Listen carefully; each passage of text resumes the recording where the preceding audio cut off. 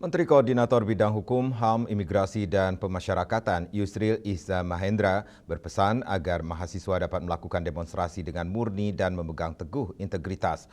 Hal itu disampaikan Yusril merespon adanya pengakuan dari BEM FH Universitas Bung Karno atau UBK yang menerima uang 20 juta rupiah untuk memindahkan titik unjuk rasa.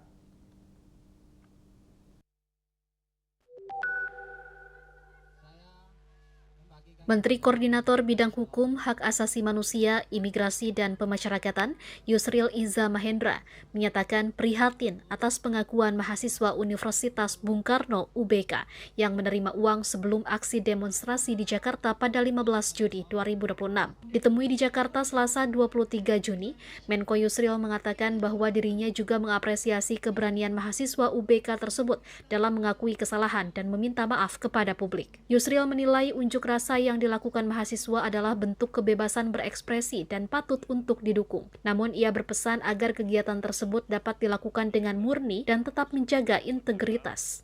Dan saya mendukung sebenarnya kegiatan mahasiswa itu sebagai satu gerakan moral yang kita support dan kita mendukung kebebasan mereka berekspresi dan sekaligus juga kita memberikan dukungan yang seluas-luasnya kepada gerakan mahasiswa sebagai satu gerakan hati nurani ya, yang gerakan moral, tapi juga sekaligus kita berpesan kepada adik-adik mahasiswa supaya tetap menjaga integritas dan perjuangan itu harus murni.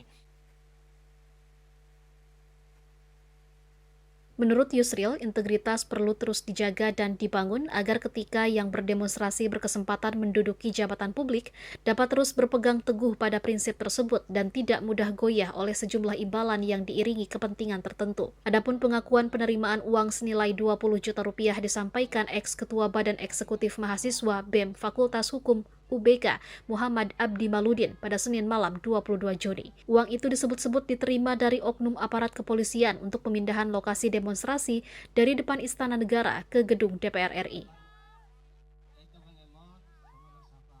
Dari Jakarta, Cahya Sari, Pradana Putra Tampi, Kantor Berita Antara, mewartakan.